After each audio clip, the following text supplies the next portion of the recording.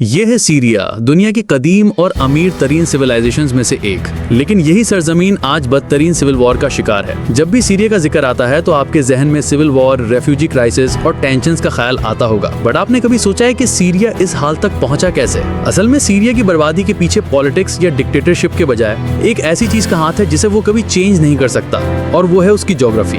जी हाँ, सीरिया की ज्योग्राफी ही उसका सबसे बड़ा कर्ज है, क्योंकि सीरिया की किस्मत और फ्यूचर दोनों इसी से जुड़े हुए हैं। सीरिया पर जिस मर्जी की हुकूमत हो, ये ज्योग्राफिकल प्रॉब्लम्स उसे हमेशा मसलों में ढकेलते रहेंगे। तो आइए जानते हैं कि कैसे पहाड़ों, रेगिस्तानों, दरियाओं और बॉर्डर्स ने सीरिया को कभी ना खत्म होने वाली वॉर्स में धकेल दिया है। हम लोग बहुत मेहनत से ये वीडियोस बनाते हैं और हर वीडियो पे ना सिर्फ बहुत ज्यादा टाइम लगता है बल्कि उस पर एक्सपेंस भी बहुत आता है। इसलिए आप सबसे रिक्वेस्ट है कि चैनल को लाजमी सब्सक्राइब करें और वीडियोस को ज्यादा से ज्यादा शेयर करें ताकि हमारी रीच बढ़े और हम वीडियोस की क्वालिटी पे कभी भी कॉम्प्रोमाइज ना करें। सीरिया के आज के क्राइसिस को समझने के पहले हमें सीरिया की लोकेशन को समझना होगा। सीरिया मिडिल ईस्ट के बिल्कुल सेंटर में है और उसके 5 पड़ोसी हैं: टर्की, इराक, लेबनान, जॉर्डन और Israeli. So it's a crossroad between Europe, Asia and Africa. और जिसका भी सीरिया पर कंट्रोल होता था, दुनिया के ट्रेडेड आर्मीज और सिविलाइजेशंस पर भी उसी का कंट्रोल होता था। पर यही लोकेशन सीरिया को इम्पोर्टेंट बनाने के साथ साथ बहुत डेंजरस भी बनाती है। तारीख में कई बड़ी सल्तनतें यहाँ उभरी और गिरी क्योंकि हर कोई इस जमीन पे कब्जा करना चाहता था। सबसे पहले पर्शियंस ने इस इलाके की अहमियत को पहचाना,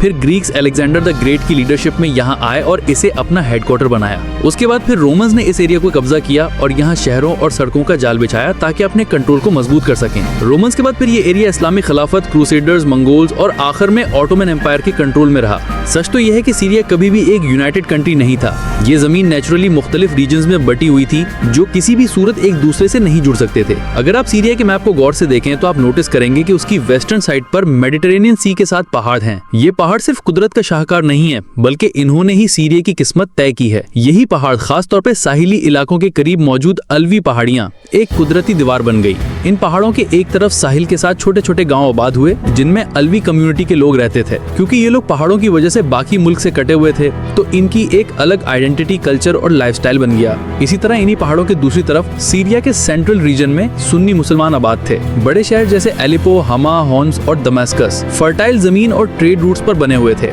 जिसकी वजह से यहाँ ट्रेड और कॉमर्स खूब फली फूली। ये शहर बहुत एडवांस भी थे क्योंकि इनका बाकी अरब दुनिया से कांटेक्ट भी था। लेकिन ये लोग साहिली इलाकों में मौजूद अलवी कम्युनिटी से खुद को दूर महसूस करते थे क्योंकि पहाड़ों की वजह से इनका आपस में ना कोई राब्ता था और ना कोई मिलना जुलना, और नतीजतन इन दोनों कम्युनिटीज में कोई खास ताल्लुक नहीं बन सका। तो इस तरह ये कोस्टल एरिया शिया अलवी कम्युनिटी के कंट्रोल में थे जबकि सेंट्रल एरियाज में सुन्नी मुसलमानों की मेजोरिटी थी। तो ये ऐसा था कि जैसे दो पड़ोसी हों जिन्हें एक दीवार ने जुदा कर दिया हो। वो ज्योग्राफिकली तो साथ रहते हों पर सोशली और कल्चरली उनमें बहुत फासला था। इस दूरी ने इन दोनों ग्रुप्स के बीच मिसट्रस्ट, गलतफहमी और शक पैदा कर दिया। हर ग्रुप दूसरे को डिफरेंट या खतरनाक समझता था। लेकिन सीरिया के लिए सिर्फ ये पहाड़ी मुसीबत नहीं थे बल्कि उसकी बदकिस्मती की एक और बड़ी वजह पानी भी है। मिडिल ईस्ट में पानी सिर्फ एक रिसोर्स नहीं बल्कि लाइफलाइन है। सीरिया में रहने वाले ज्यादातर लोग सिर्फ एक दरिया पर डिपेंडेंट है और वो है रिवर यूफ्रेटस, स्पेशली उन लोगों के लिए जो ईस्टर्न और नॉर्थर्न सीरिया में रहते हैं। लेकिन मसला ये है कि यूफ्रेटस सीरिया से नहीं बल्कि टर्की से निकलता है और टर्की ही ये तय करता है कि हर मुल्क में कितना पानी पहुंचेगा।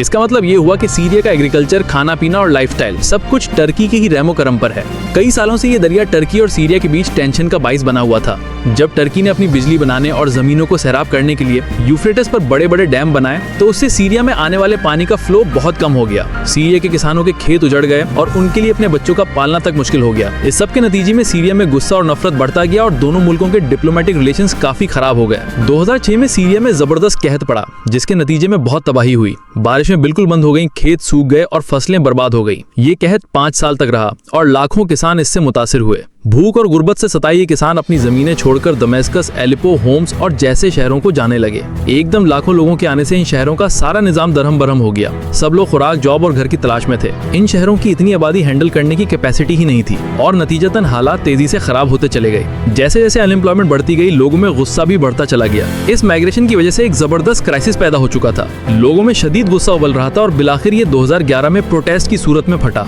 और यही शुरुआत थी सीरिया की सिविल वॉर की, जिसने आज तक उसे झगड़ा हुआ है। सीरिया के हालात को मजीद खराब करने वाली एक और चीज है सीरिया का ईस्टर्न इलाका जो कि सारा रेगिस्तान है। इस रेगिस्तान ने आधे से ज्यादा सीरिया को कवर किया हुआ है। इसी रेगिस्तान की वजह से सीरिया के ईस्टर्न शहर जैसे कि रक्का, देर उज़-ज़ोर और पलमायरा उसके वेस्टर्न और कोस्टल शहरों से डिस्कनेक्टेड हैं। इस सहरा को क्रॉस करना बहुत ही मुश्किल और महंगा काम है और इसीलिए सीरिया जैसे दो हिस्सों में बटा हुआ है। वक्त गुजरने के साथ साथ इन रेगिस्तानी इलाकों में रहने वालों का अपना ही कल्चर और आइडेंटिटी बन गई थी। ये लोग दमास्कस में मौजूद गवर्नमेंट से डिस्कनेक्टेड फील करते थे क्योंकि इनके इलाकों में गवर्नमेंट की तरफ से कोई डेवलपमेंट या सहूलत नहीं थी और इसी के नतीजे में यहाँ के लोगों में हुकूमत के खिलाफ गुस्सा बढ़ने लगा। जब 2011 में सिविल वॉर शुरू हुई तो यही सीरियन डेजर्ट वायलेंस का हॉटस्पॉट बन गया क्योंकि ये इलाके दूर दराज और हुकूमत की गिरफ्त से बाहर थे। इसलिए दाइश जैसे दहशतगर्द ग्रुपों ने यहाँ आसानी से कदम जमा लिए। उन्होंने यहाँ के नाराज नौजवानों को बरगला के अपने साथ मिला लिया और फिर यहीं पे उन्होंने अपनी बेसिस बना के उन नौजवानों को मिलिट्री ट्रेनिंग देना शुरू कर दी और यहाँ से फिर वो बाकी शहरों पर टेररिस्ट अटैक्स करने लगे। इतने बड़े रेगिस्तान में इन एक्सट्रीमिस्ट ग्रुप से लड़ना बहुत मुश्किल काम था। सीरिया गवर्नमेंट के लिए इन इलाकों पर कंट्रोल रखना बहुत मुश्किल होता गया और धीरे धीरे ये सारा एरिया एक बैटलफील्ड बनकर बर्बादी का शिकार होता चला गया। लेकिन सीरिया की मुश्किलात सिर्फ ये पहाड़, रेगिस्तान या पानी की वजह से नहीं है। इसके पीछे एक और मसला भी है जो नेचर नहीं बल्कि इंसानों की वजह से है। वर्ल्ड वॉर 1 के बाद जब ऑटोमन एम्पायर कोलैप्स हुई तो ब्रिटिश और फ्रांस ने मिडिल ईस्ट को अपनी मर्जी से डिवाइड करना शुरू कर दिया। उन्हें इस खित्ते के जमीनी हकायक का बिल्कुल अंदाजा नहीं था। उन्होंने मैप्स पर पेंसिल से बॉर्डर ड्रॉ किए बगैर ये जाने कि उस एरिया में कौन सी कौम, मजहब और जबान बोलने वाले लोग हैं। इसके नतीजे में मुख्तलिफ गिरोह जैसे कि सुन्नी, अलवी, कुर्द, द्रूज और ईसाई, जिनकी ना तारीख एक थी ना सोच, वो एक ही मुल्क की सरहदों में कैद हो गए। कुछ कम्युनिटीज को जबरदस्ती 2 या 3 कंट्रीज में बांट दिया गया और कुछ को जबरदस्ती एक ही मुल्क में इकट्ठा कर दिया गया। ये बिल्कुल ऐसा था कि जैसे दो पड़ोसी हों जिनके आपस में कभी नहीं बनी, उन्हें जबरदस्ती एक छोटे से घर में इकट्ठा कर दिया जाए। बिल्कुल यही किया मसनूई सरहदों ने शाम के साथ। इन नए बॉर्डर्स ने न सिर्फ पॉलिटिकल प्रॉब्लम्स खड़े किए थे बल्कि सदियों से चलती आ रही रिलीजियस और एथनिक डिविजन्स को भी भड़का दिया। सीरिया एक अजीब कॉम्प्लेक्स सा मुल्क बन गया जिसमें सुन्नी, अलवी, कुर्द, द्रूज और क्रिश्चियंस जैसे सारी कम्युनिटीज इकट्ठे रहने रही। हर कम्युनिटी का अपना कल्चर, ट्रेडिशन और सेटअप था और यही डिफरेंस टेंशन का सबब बनने लगा। और सीरिया का मैप कुछ ऐसा दिखने लगा। वेस्टर्न सीरिया स्पेशली साहिली इलाकों और लताकिया के आसपास अलवी शिया रहते हैं। ये तादाद में तो थोड़े हैं मगर 1970 से सीरिया की हुकूमत इन्हीं के हाथ में है। लताकिया को इनका गढ़ माना जाता है और सीरिया के बहुत से मिलिट्री और गवर्नमेंट लीडर्स यहीं से थे। असद की गवर्नमेंट का पावर सेंटर भी यही कोस्टल एरिया था। लेकिन फिर दिसंबर 2024 में हालात ने अचानक करवट ले ली। हयात तहरीर अल शाम और टर्किश बैक फाइटर्स ने सीरियन कैपिटल दमास्कस पे कब्जा कर लिया और बशार उल असद और उनकी फैमिली को रशिया भागना पड़ा। यूं सीरिया पर असद फैमिली की 50 साल हुकूमत और सिविल वॉर का बिलाखिर खात्मा हो गया। इसी तरह अगर हम सेंट्रल और साउदर्न रीजन्स की तरफ आएं तो वहाँ दमास्कस, होम्स, हमा और दारा जैसे शहरों में सुन्नी मेजॉरिटी रहती है। सीरिया की आबादी का 70% यही सुन्नी मुस्लिम्स हैं। लेकिन इतनी बड़ी तादाद में होने के बावजूद सुन्नियों को पिछले कई सालों से अलवी डोमिनेटेड गवर्नमेंट ने साइडलाइन किए हुए था। 2011 में जो प्रोटेस्ट शुरू हुए थे वो इन्हीं सुन्नी इलाकों से शुरू हुए थे। फिर अगर हम नॉर्थ ईस्ट को जाएं तो वहाँ कमिशली, हसाका और रक्का जैसे शहरों में कुर्द मेजॉरिटी मिलेगी। ये लोग बहुत अरसे से अपनी खुद की आइडेंटिटी और आजादी मांग रहे थे बट सेंट्रल गवर्नमेंट्स इन्हें सरप्राइज करती आई थी। ये सारा एरिया ऑयल और एग्रीकल्चर से मालामाल है और इसीलिए ये बहुत इंपॉर्टेंट भी है। और सिविल वॉर के दौरान कुर्दों ने यहाँ अपना कंट्रोल भी रखा हुआ था। फिर साउथ वेस्टर्न हिस्से में इजराइल और जॉर्डन के बॉर्डर के साथ अस-सुएदा प्रोविंस में ड्रूज कम्युनिटी रहती है। ये एक छोटी सी कम्युनिटी है जो सिविल वॉर में मोस्टली न्यूट्रल रही थी और इनका फोकस बस अपने एरिया को डिफेंड करना था। और आखिर में सीरिया में क्रिश्चियन कम्युनिटी है जो एलेपो, दमास्कस और वेस्टर्न सीरिया के छोटे छोटे शहरों में फैली हुई है। इनकी पोजीशंस बड़ी कॉम्प्लेक्स रही थी बिकॉज ये गवर्नमेंट और बागियों के बीच में फंसे हुए थे। बहुत से क्रिश्चियंस असद रिजीम को सपोर्ट करते थे क्योंकि उन्हें डर था कि अगर आईसिस जैसे ग्रुप पावर में आ गए तो उनके लिए अच्छा नहीं होगा। एक ऐसा मुल्क जिसके हर हिस्से में टोटली डिफरेंट लोग रहते हैं, उसे यूनाइट रखना बहुत मुश्किल काम है। लेकिन ये डिवीजन ही सीरिया का प्रॉब्लम नहीं है। सीरिया की लोकेशन और ज्योग्राफी ने उसे ग्लोबल पावर्स के लिए एक बैटल ग्राउंड भी बनाया हुआ था। सिविल वॉर के दौरान बाहर के बहुत से कंट्रीज ने सीरिया के इन डिविजन्स का फायदा उठाते हुए डिफरेंट ग्रुप्स को सपोर्ट करना शुरू कर दिया। रूस बशार उल असद को सपोर्ट कर रहा था क्योंकि उसे एक बड़ी अपॉर्चुनिटी नजर आ रही थी। असद को पावर में रख के रूस मेडिटेरेनियन सी में तारतूस के करीब मौजूद अपनी नेवल बेस को प्रोटेक्ट कर सकता था। ये बेस रूस के लिए बहुत कीमती थी क्योंकि इसी के जरिए रूस को दुनिया के शिपिंग राउट्स की एक्सेस मिलती थी क्योंकि रशिया के अपने नॉर्थर्न पोर्ट्स तो बर्फ की वजह से बंद रहते थे। असद को सपोर्ट करके रूस ने मिडिल ईस्ट में अपना इन्फ्लुएंस बढ़ाया और दुनिया को ये भी दिखाया कि वो अभी भी एक सुपर पावर है। ईरान भी बशार उल असद को भरपूर सपोर्ट कर रहा था और उसकी दो रीजंस थी।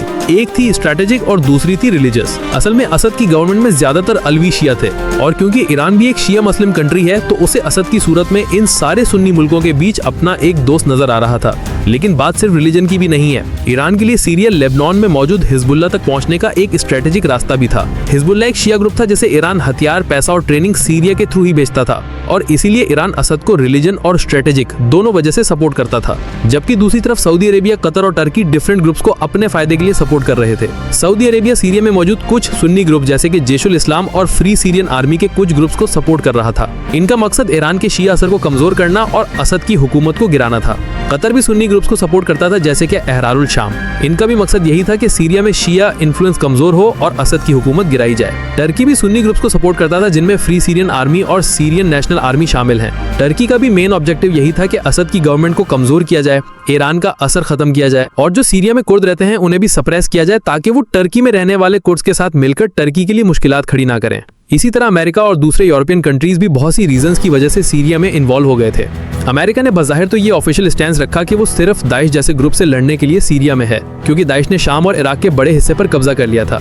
लेकिन साथ ही साथ अमेरिका असद की हुकूमत की भी मुखालिफत कर रहा था, उसे इंसानी हुकूक की खिलाफ वर्जियों और केमिकल हथियारों के इस्तेमाल का जिम्मेदार ठहरा रहा था। लेकिन सच ये है कि अमेरिका शाम में सिर्फ दाइश से लड़ने नहीं आया था, इसकी पीछे और भी वजूहात थी और उनमें एक अहम वजह इजराइल था। अब अमेरिका हमेशा से इजराइल का दोस्त रहा है और इजराइल असद के रिजीम को, स्पेशली क्योंकि उसे ईरान और हिजबुल्लाह सपोर्ट कर रहे थे, तो अपने लिए खतरा समझता था। इसीलिए अमेरिका जानता था कि असद की हुकूमत गिरा के वो इजराइल को बचा सकता है।